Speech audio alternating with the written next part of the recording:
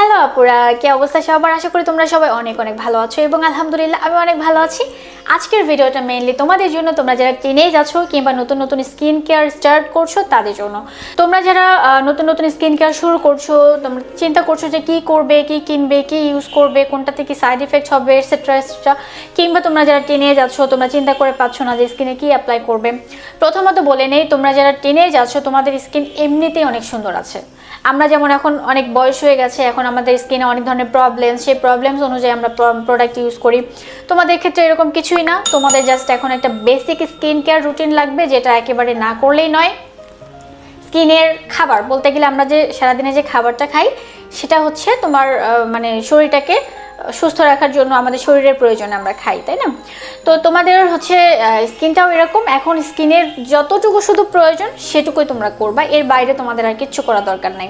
তো আমি আজকে তোমাদেরকে একেবারে বাজেট ফ্রেন্ডলি কিছু প্রোডাক্ট দেখাবো, যেগুলো কিনা তোমাদের হাতের কাছেই তোমরা পাবে এবং কম বাজেটের মধ্যে খুব মাইল্ড প্রোডাক্ট এবং খুব মাইল্ড ইনগ্রেডিয়েন্টস দিয়ে তোমাদের প্রোডাক্টগুলো মেক করা থাকে। কারণ আমি টিনেজ বলতে যেটা বুঝি, যে টিনেজ বলতেই কচি, সফট, মানে একেবারে নরম এই টাইপের কিছু বুঝি। তো তোমাদের প্রোডাক্টগুলো হওয়া উচিত এরকম। তো আশা করি তোমরা আমার পুরো ভিডিওটা দেখবে। পুরো ভিডিওটা না দেখলে কিন্তু একটা জিনিস স্কিপ করলে কিন্তু দেখা যাবে যে কিছু মিস করে গেছো। তো তোমরা পুরো ভিডিওর জন্য আমার সাথে থাকবে। চলো এখন ভিডিওটা শুরু করা যাক।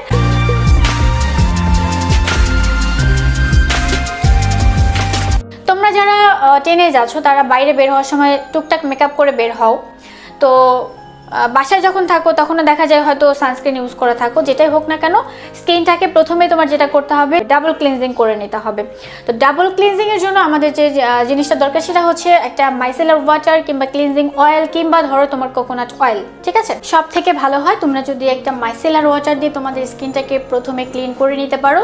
মাইসেলার ওয়াটারের মধ্যে যেমন ধরো তোমরা ইউজ করতে পারো গার্নিয়ার মাইসেলার ওয়াটারটা, কিংবা ইউজ করতে পারো সিম্পলের মাইসেলার ওয়াটারটা, কিংবা তোমরা যদি চাও স্কিন ক্যাফের এরকম ক্লিনজিং অয়েলটা দিয়েও স্কিনটাকে ক্লিন করে নিতে পারো, কিংবা চাইলে তোমরা হচ্ছে অর্গানিক কোকোনাট অয়েল দিয়েও তোমরা স্কিনটাকে ক্লিন করে নিতে পারো।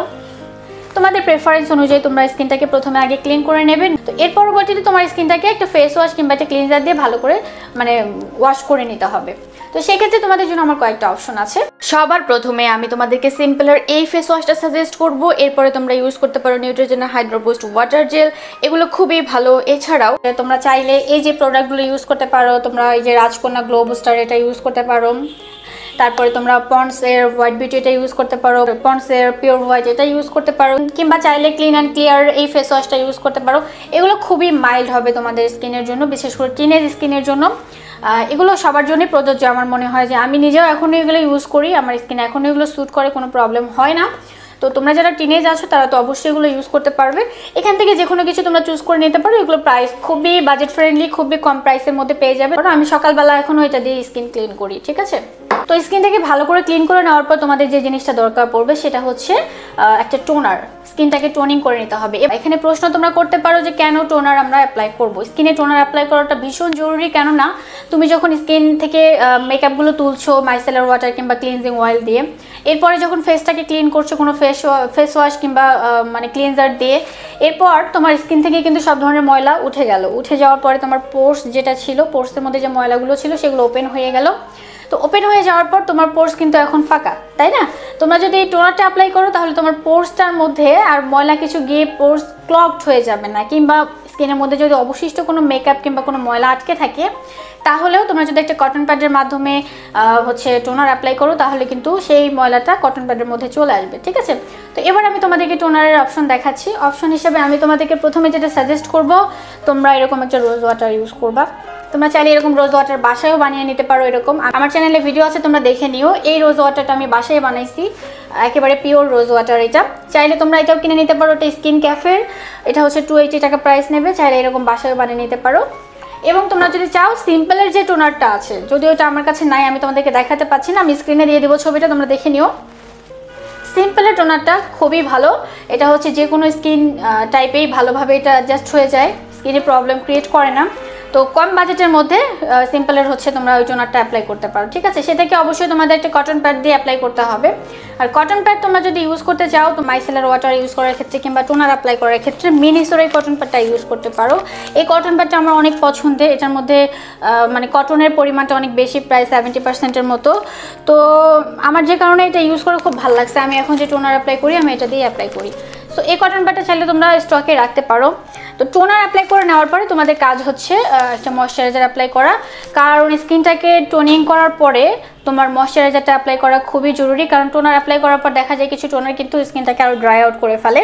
তো সেক্ষেত্রে অবশ্যই তোমার একটা ময়শ্চারাইজার অ্যাপ্লাই করতে হবে। এবং তোমরা যারা টিনেজ আছো তাদের জন্য আমার কাছে বেস্ট একটা অপশন আছে, সেটা হচ্ছে সিম্পলের এই হচ্ছে ময়শ্চারাইজারটা অ্যাপ্লাই করবা।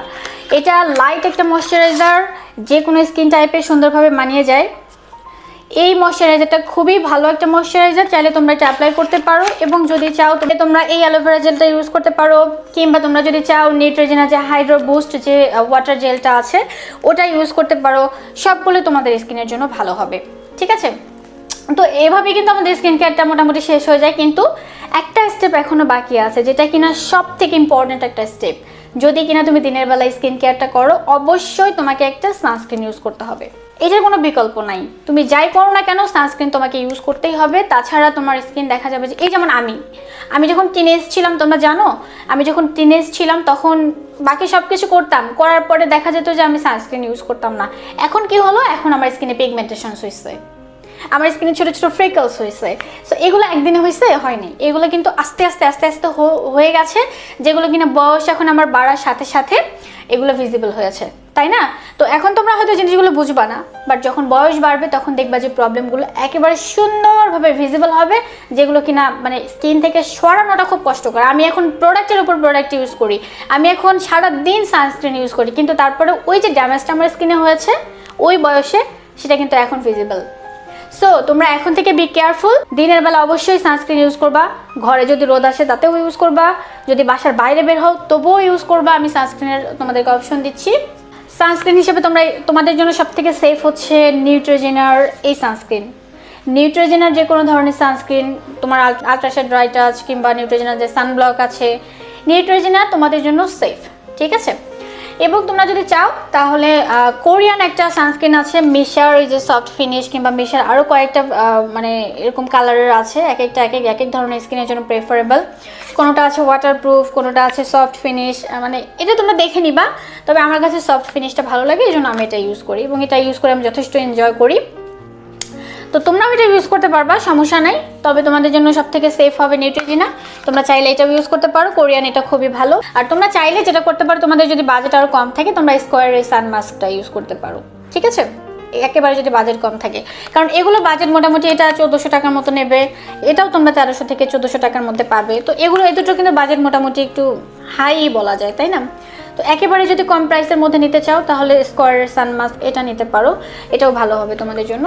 তবে সানস্ক্রিন অবশ্যই ইউজ করতে হবে। এবং সবথেকে ইম্পর্টেন্ট আরেকটা জিনিস হচ্ছে, এখন তোমরা যেহেতু মানে তোমাদের এখন মানে এজের যে প্রসেসটা তোমাদের, সেটা কিন্তু চেঞ্জ হচ্ছে, মানে ডে বাই ডে চেঞ্জ হচ্ছে। সেক্ষেত্রে তোমাদের হরমোনাল কিছু ইমব্যালেন্স হতে পারে, দেখা যাবে যে স্কিনের মধ্যে পিম্পলস হবে, র্যাশ হবে, বাম্পস হবে, আর অনেক ধরনের অ্যালার্জি রিয়াকশন হতে পারে।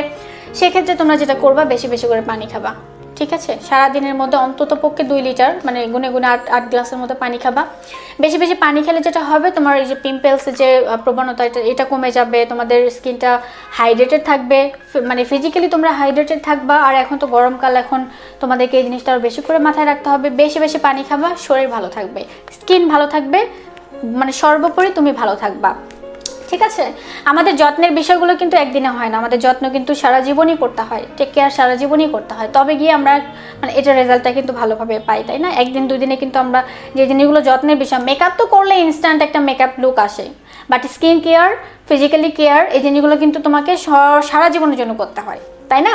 তো এই জিনিসগুলো একটু মেনে চলার চেষ্টা করবো। আর যে বেসিক প্রোডাক্টগুলো আমি দেখালাম এগুলোই বেসিক, তোমাদের আর বেশি কিছু দরকার নেই। স্কিনটাকে আগে ডাবল ক্লিনজিং করে নিতে হবে একটা মাইসেলার ওয়াটার কিংবা ক্লিনজিং অয়েল দিয়ে। তারপরে তোমরা একটা ফেস ওয়াশ দিয়ে স্কিনটাকে মানে ওয়াশ করে ফেলবা। এরপর টোনার অ্যাপ্লাই করবা, তারপরে ময়শ্চারাইজার অ্যাপ্লাই করবা, এবং শেষে একেবারে দিনের বেলা যদি থাকো, শেষে গিয়ে তোমরা সানস্ক্রিন অ্যাপ্লাই করবা। সানস্ক্রিনটা হচ্ছে স্কিন কেয়ারের লাস্ট স্টেপ, ঠিক আছে। আর যদি তোমরা এখন আমাকে প্রশ্ন করো যে আপু আমি সিরাম ইউজ করবো কিনা, আমি শীট মাস্ক ইউজ করবো কিনা, আমি এসেন্স ইউজ করবো কিনা, আমি যেটা বলবো তোমাদের 20 বছর বয়স পর্যন্ত এগুলো কোনো দরকার নাই, এগুলো কোনো দরকারই নাই। 20 বছরের পরে গিয়ে স্কিনের বিভিন্ন ধরনের প্রবলেমস আমরা ফেস করে থাকি। তবে এখন যদি তোমরা টেক কেয়ারগুলো ভালোভাবে করো তখন দেখা যাবে যে 20-এর পরে গিয়েও তোমার প্রবলেম কিন্তু খুব বেশি ফেস করতে হবে না, তাই না? মানে ভবিষ্যৎ এখন থেকে তৈরি করতে হবে, এটাই হচ্ছে ব্যাপার। তো এখন তোমাদের সিরাম এসেন্স এগুলো কোনো দরকার নাই, এখন তোমরা জাস্ট এই প্রোডাক্টগুলো ইউজ করবা। আর যদি এক্সফোলিয়েট করতে চাও স্কিনটাকে, হোমমেড কিছু এক্সফোলিয়েটর আছে যেমন ওটস পাউডার, চালের গুঁড়ার পাউডার, এগুলো দিয়ে একটা, কিংবা ওটস পাউডারের সাথে টক দই মিক্স করেও তোমরা একটা এক্সফোলিয়েটর উইকলি একদিন করতে পারো।